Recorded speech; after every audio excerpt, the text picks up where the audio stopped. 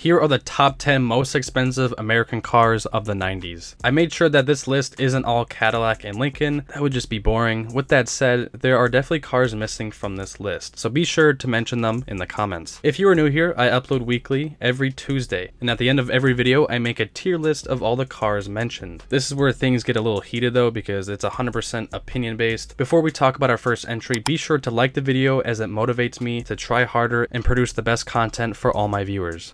Oldsmobile Aurora, America's oldest automotive brand, needed help. It was losing the battle to the imports. Its audience was getting older. This was Oldsmobile's last-ditch effort to basically save the brand. Up until this point, they really only had boxy cars and they needed a change. The Aurora was their flagship vehicle, offering a sports-tuned suspension, a luxurious interior that featured leather seats with a 6-way power adjustment, and a body styling that was way ahead of its time. From the first time you see it, you'll know the Aurora is unlike any other luxury sedan on the road today. On top of that, it was quick thanks to its 4-liter V8 that gave it 250 horsepower, very impressive for the 90s. However, it was too late for the Aurora to save the company, and even though they came out with the second generation, sales numbers weren't there. It wasn't the Aurora's fault. GM just didn't want to put the money into the dying brand. The Oldsmobile lineup was also pretty during this time, and the imports won this battle. Sharing the same G platform is the Buick Park Avenue Ultra. This was Buick's second generation of the massive land yacht, a real highway cruiser with real wooden trim. Now the Park Avenue came in 2 trim levels, the base and the Ultra. If you got the Ultra, then you got a supercharged V6 that puts out 240 horsepower and 280 foot-pounds of torque. You also got 17-inch chrome wheels and portholes on the side, which really helped distinguish between the Ultra and the Standard. The Park Avenue was Buick's biggest sedan during the time and offered more luxury and comfort than the Century and LeSabre. Although the Park Avenue is front-wheel drive, performance isn't the goal for this car, it's comfort, and with a fully independent suspension and massive leather seats, it was achieved. Chrysler TC by Maserati. There are videos dedicated to this car because there's a lot to it. For some context, Chrysler invested money into Maserati, and the CEO of Chrysler at the time, Lee Iacocca, wanted to create something amazing with them. Chrysler wanted to release this car before the LeBaron, but due to countless issues with both manufacturers, it was released after, which raised lots of questions, as this car is basically a LeBaron that cost so much more. Chrysler claims that they made a new Q platform for this car, but really it was the old K platform with some modifications. TC stands for turbocharged coupe, and while there was a turbocharger in this car, it wasn't even designed by Maserati. Nothing really was. This car had 3 different engines. One of them is basically from a Dodge Caravan, and the other engine, the 3-liter V6, was sourced by Maserati, whatever that means. In 1991, the final year for the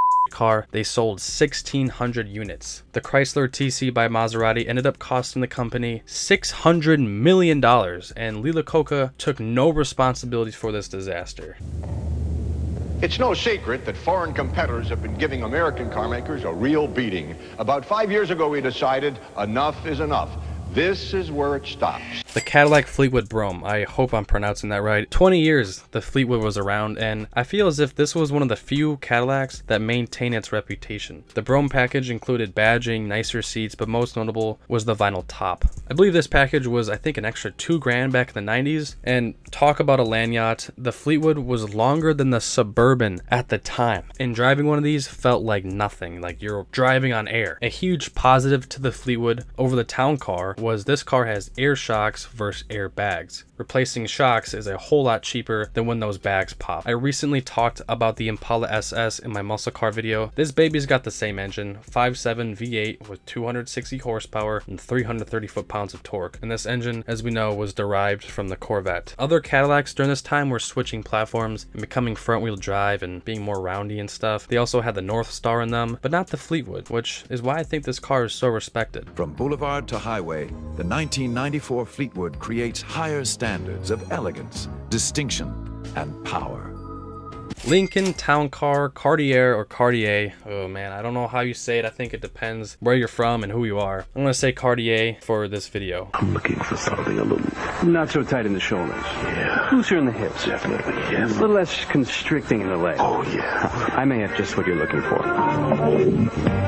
This would be Lincoln's third generation of the town car name, and with that we are moving away from the traditional boxy styling of the 80s and 90s and moving to a more rounded approach, as really everybody was. The Cartier trim was the top-notch level for the town car, and this trim would run from 1981 until 2003 when the name was discontinued for the Ultimate L and later Signature L. Basically, you got all the bells and whistles along with special badging. There's really not much to say about this car, and I don't mean to offend anyone, but it's not all that special. I mean, the Panther platform is great, we have rear-wheel drive, a big V8, but I just gotta cut this entry short. Yet another G platform car, the Cadillac Seville STS. I invite you to preview a car that has captured the attention of the world.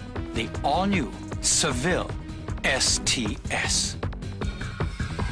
The all-new Seville is a completely re-engineered and redesigned performance luxury sedan. Two trim levels were offered, the SLS and STS. This was Seville's more sporty package with loads of interior options that was highly advanced during its time. One notable feature was Cadillac's night vision system. They used infrared technology to enhance nighttime visibility, and this package was a lot of money. Also with the STS, you got an extra 25 horsepower from the base level, thanks to the 4.6 Northstar engine, which we all know and love. While super unreliable, 300 horsepower wasn't bad at all. However, that power was sent straight to the front wheels. Cadillac was really changing its game during the late 90s, and as I mentioned earlier, the Fleetwood was truly a Cadillac. But as time went on, the Cadillac name wasn't really what it used to be. Cadillac Alante. I'm sure we are all familiar with this sales disaster. Cadillac again was in this rough patch, competing with the imports, and they wanted to come out with something amazing, essentially like the Chrysler TC by Maserati. They signed up with an Italian company who is quite reputable. I don't even want to try and pronounce the name, but what they did was build and painted the body of the Alante. Over its 7-year production run, 21,430 units were sold. This car was so expensive for what you got, and this was the first and only year where the Alante finally got power. See, the first 2 years, it only had 140 horsepower and was bumped up to like 200 in the 90s, and finally in 93 we got the Northstar that produced 295. But if you got a 93 Alante, this is where GM started cutting the costs. They removed the Bose sound system for GM's premium Symphony sound system and removed the Recaro seats for cheaper ones, and the lighting module was also taken out. It's a good looking car that was way ahead of its time, just the marketing aspect of it completely failed. Dodge Viper GTS, finally a non-luxury sedan, rather a true American sports car. The Dodge Viper is so iconic and unique. How can you not like this car? For the second generation of the Viper, Dodge decided to remove the side exhaust pipes and relocate them to the back. If you ask me, it's probably best. If I recall, a lot of people burned themselves because of this design, and if you could care less about this new safety feature, the new exhaust system improved power. And power we have thanks to the Viper's 8-liter naturally aspirated V10, 450 horsepower, made it to a 6-speed manual transmission. And I also believe Lamborghini helped create part of this engine or design it, but I could be wrong. AC, power windows, and door locks were now standard for the Viper. The prior generation did not have these amenities. Really goes to show that the Viper wasn't a luxury sports car, it was a track beast. The Dodge Viper is a dream car of mine, probably not the second generation, but man, it would be nice to have one of these things. Corvette ZR1. This was GM's 4th generation of the Corvette, and the ZR1 name would last 6 years from 1990 to 1995. Over those years, just 6,900 units were sold, and these low sales numbers weren't because it was a bad car. If anything, the Corvette ZR1 took the world by surprise, handling better than the European competition. 0 to 60 in just 4.5 seconds respectively. LT5 5.7 V8 that was designed in conjunction with Lotus, a name that hasn't been brought to this channel ever, and Mercury Marine, 405 horsepower and 380 foot-pounds of torque in 1995. Absolutely insane numbers. Here's the thing, you could almost buy 2 LT1s for the same price, but you did get a lot of car, and to this day the ZR1s hold their value very well. Our last entry is the Vector W8, a car that I've never heard of, and that really goes to show how old I am. They only made 22 of these cars, sadly, and the goal for this company was to be the supercar brand of America, to compete with Ferrari and Lamborghini. They had so much potential. Many kids at the time had posters of this car on their wall, but sadly they failed. The Vector W8 produced 625 horsepower from its 6-liter V8, which was a heavily modified Corvette engine at the time, and they stuck some twin turbos on it. 0 to 60 in 4.2 seconds with a top speed of around 220 miles per hour. Very insane numbers for the time.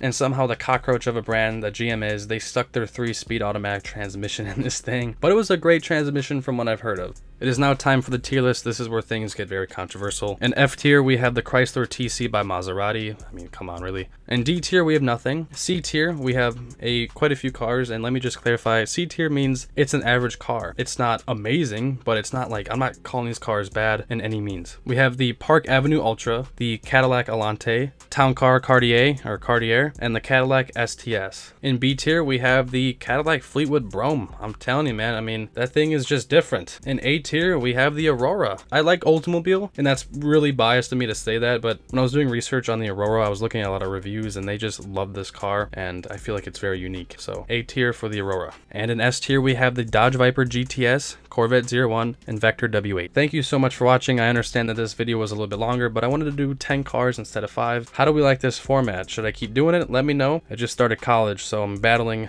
that now. So wish me luck. Thank you so much for watching. Have a great rest of your day.